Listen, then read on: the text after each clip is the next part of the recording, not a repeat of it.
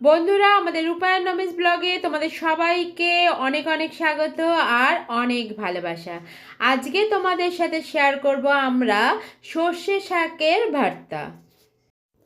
বন্ধুরা, এই শাক হচ্ছে রসুন পেঁয়াজ দিয়ে যেরকম শাক ভাজা করে খায় সেইভাবেও ভেজে খাওয়া যায়, আর অনেকে প্রায় এইভাবেই খায়।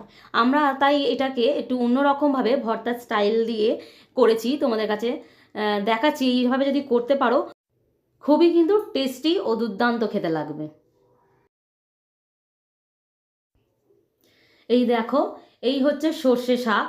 আমরা দু আঁটি নিয়ে এসেছি। তোমাদের যেরকম লাগবে সেই অনুযায়ী শাক বাড়িয়ে বা কমিয়ে তোমরা এই রেসিপিটা করতে পারো।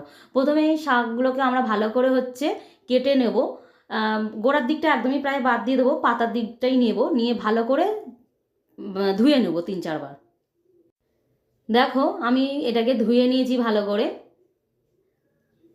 এরপর হচ্ছে এটাকে হচ্ছে আমরা একটু ভাপাতে দেব। মানে এটা কাঁচাও পেস্ট করা যায়, কিন্তু আমরা এইভাবেই করি, সেই কারণে এটাকে একটুখানি হচ্ছে ভাপিয়ে নেব।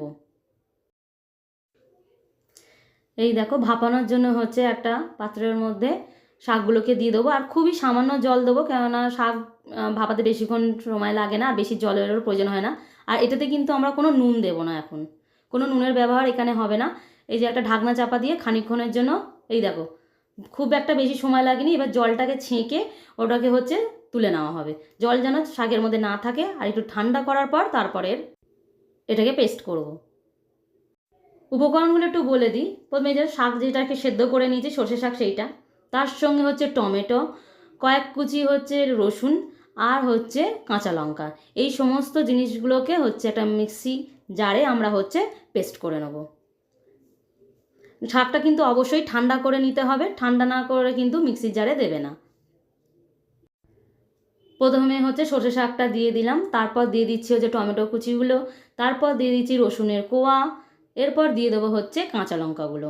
ভালো করে এটাকে একটা ফাইন পেস্ট বানিয়ে নেব। এটা পেস্ট করার সময় যদি তোমাদের একটু জলের প্রয়োজন হয় তাহলে অবশ্যই দিতে পারো। আমার যেহেতু প্রয়োজন পড়েনি তাই আমি দিইনি। এই দেখো, সুন্দর একটা পেস্ট রেডি হয়ে গেছে। এরপর হচ্ছে আমরা পরের স্টেপ করব। একটা কড়াই নিয়ে নেব, কড়াইয়ের মধ্যে সর্ষের তেল দিয়ে দেবো। এই রান্নাটাও পুরো সর্ষের তেলেই হবে।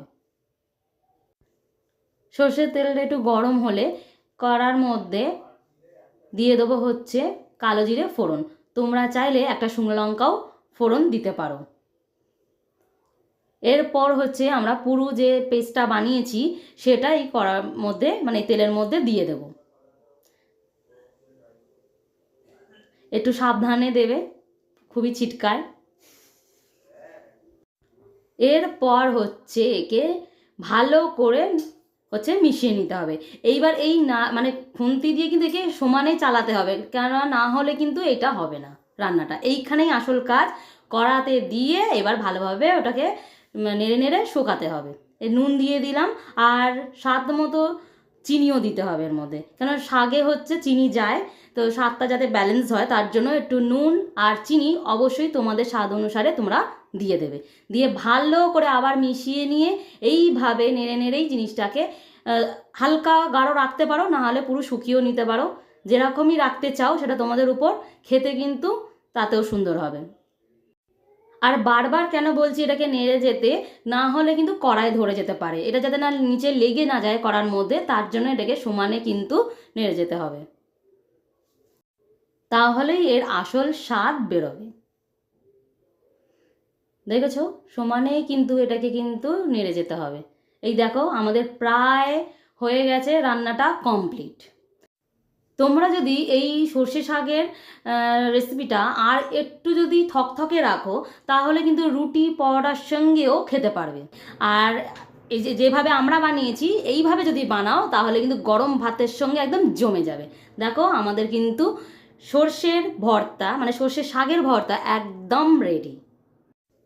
তাহলে বন্ধুরা, তোমরা দেখতেই পেলে একটা দুর্দান্ত স্বাদের সর্ষে শাকের রেসিপি।